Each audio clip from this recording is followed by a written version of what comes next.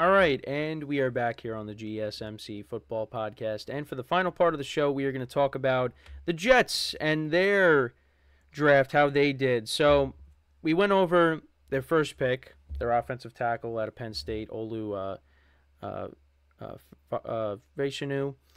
And again, apologize for the mispronunciation, but yeah, they took him with their first pick, and that was the smarter pick as opposed to the splashier pick by taking a Brock Bowers or, yeah, I mean Brock Bowers was still there, but the other receivers were taken. Like Roma Dunze was drafted already, and Neighbors and Marvin Harrison Jr. So that was the right play, taking a tackle. But they did take a receiver from Western Kentucky. They took Malachi Corley with their second pick.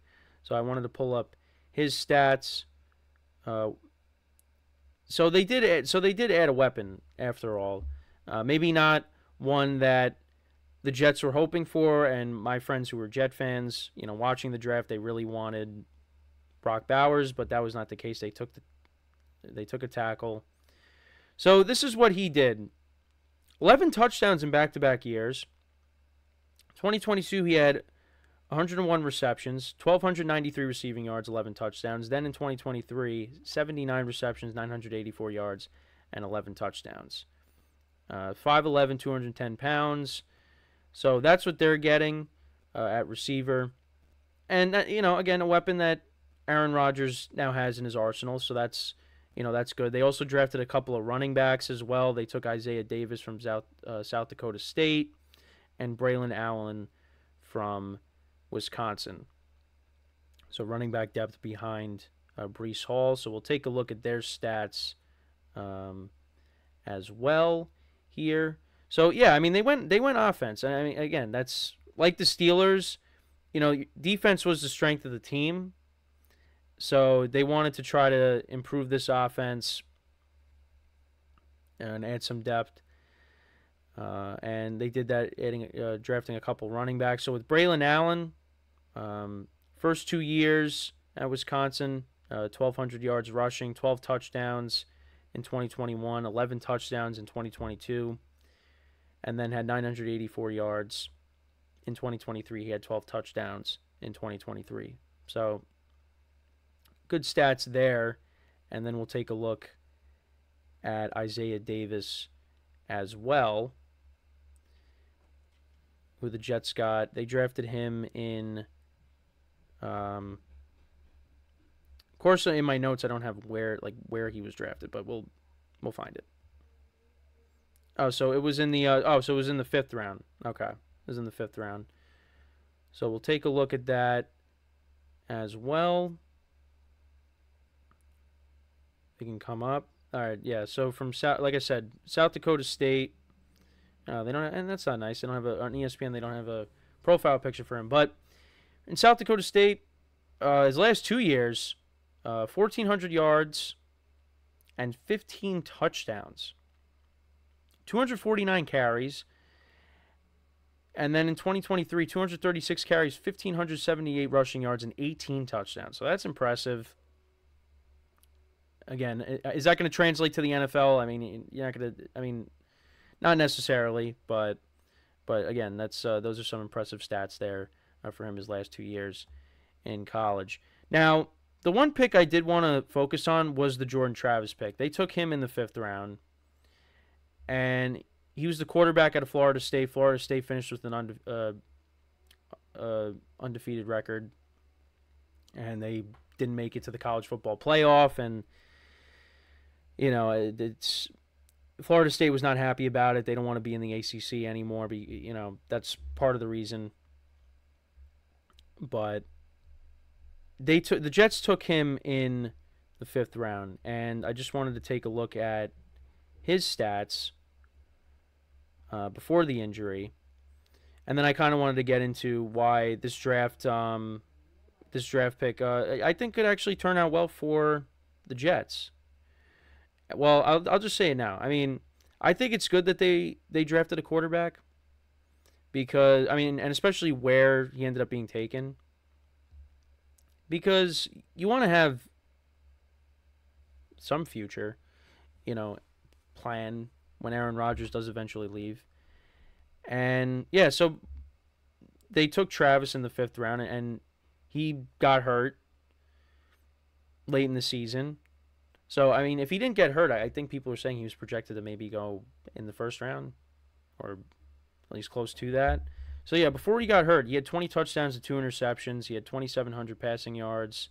The season before that, he had 3,200 yards passing, 24 touchdowns to 5 interceptions. But, yeah, the Jets take him in the 5th round. And, again, he's not going to have to do much. You know, if everything goes according to plan, he will not see the field at all, unless maybe in the preseason. But for the Jets, the only 2 quarterbacks that you want to see playing is, you only want to see one, and that's Aaron Rodgers playing the whole year and not suffering any injuries. But if Tyrod Taylor has to come in, that's who you want to see. You don't want to see Jordan Travis playing. So, and my friends who are Jet fans, they like that pick. Again, you're taking a quarterback late. He could sit behind Rodgers for a couple years, and then when Rodgers decides to retire, you hope that he's ready and he could take over. That's the ideal thing. And it's funny because people are like, "Oh, see, the Rodgers is gonna be mentoring another quarterback with the name Jordan." So, and I think Rodgers. Look, people can say whatever they want. Rodgers,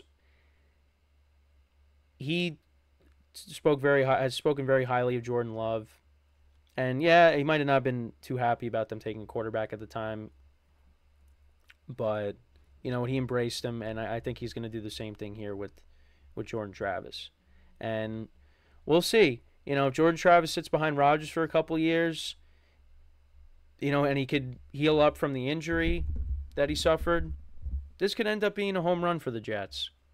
But again, for a lot of people, they'll look at it and say, well, it's the Jets, so something could happen.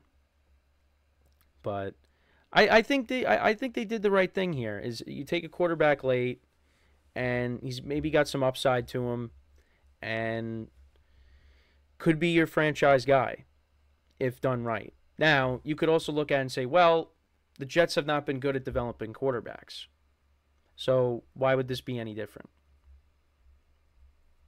That's a fair point. But the last 2 quarterbacks that they had, they started on day 1.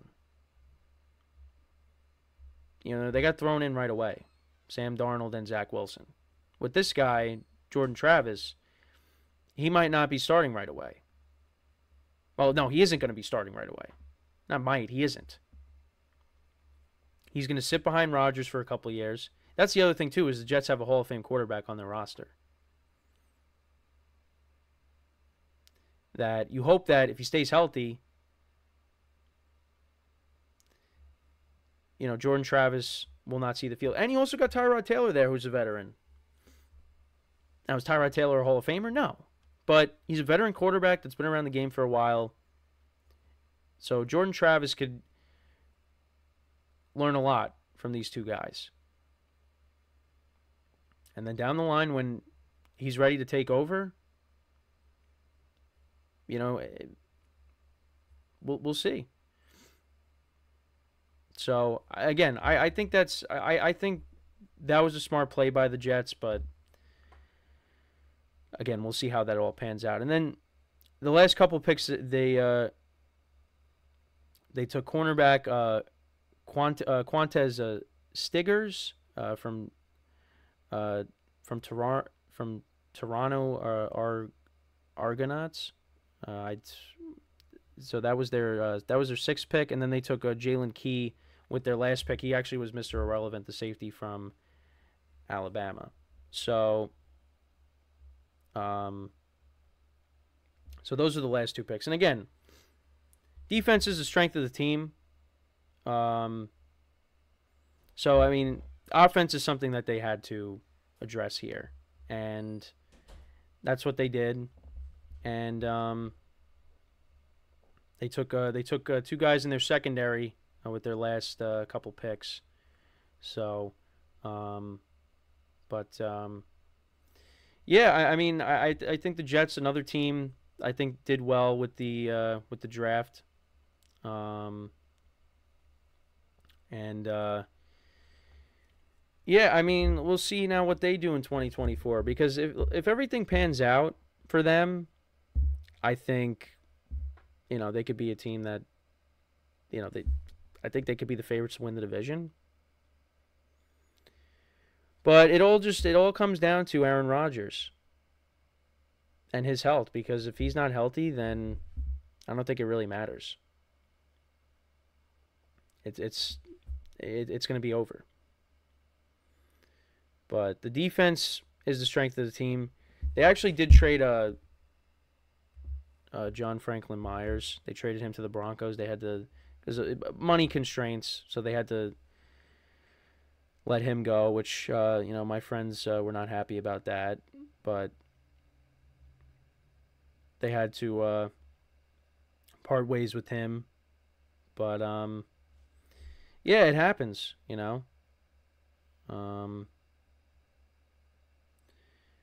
But yeah, I'm looking forward to hopefully a whole year of Aaron Rodgers playing with the Jets, and hope that we get that do over. Because this team on paper, they should be good. And I think again, drafting an offensive lineman with their first pick, I think was important because you got guys on that line that you did bring in, but are you really banking on them playing a full season? At least if they get hurt, you got a backup plan. So I think that was important.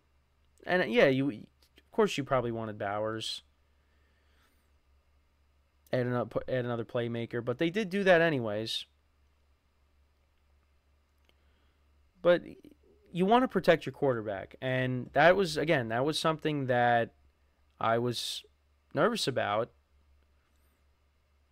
going into last year.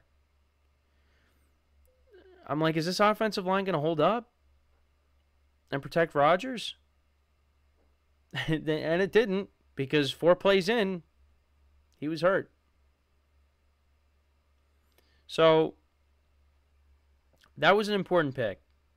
Now, again, you got to see how he plays. If he doesn't play well, then that pick wasn't good. But if he ends up taking on a big role with the team and, you have Tyron Smith or Morgan Moses go down,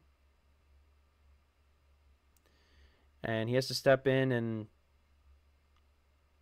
protect Rodgers, and he plays well, then, yeah, they nailed the pick. But we won't really know until he actually is, put in. So... But again, the Jets, I think, did the right thing with their pick. And again, you took a quarterback in the 5th round that has some upside. And if he sits behind Rodgers for a couple of years, and and Tyrod Taylor as well, learn some things, maybe he could be the guy. So, but that's my thoughts on that. So, but yeah, let me know what you guys think about what the Jets did with their picks. Do you think they should have went with the playmaker with their first pick instead of taking a lineman? How do you feel about the Jordan Travis pick? Let me know in the comments. But yeah, that's pretty much it for me for the show for today. I thank you guys for tuning in. Make sure to check out all the other shows. Again, some other stuff going on in the sports world. So make sure to check all of that out. And yeah, thank you guys for tuning in, of course, as always.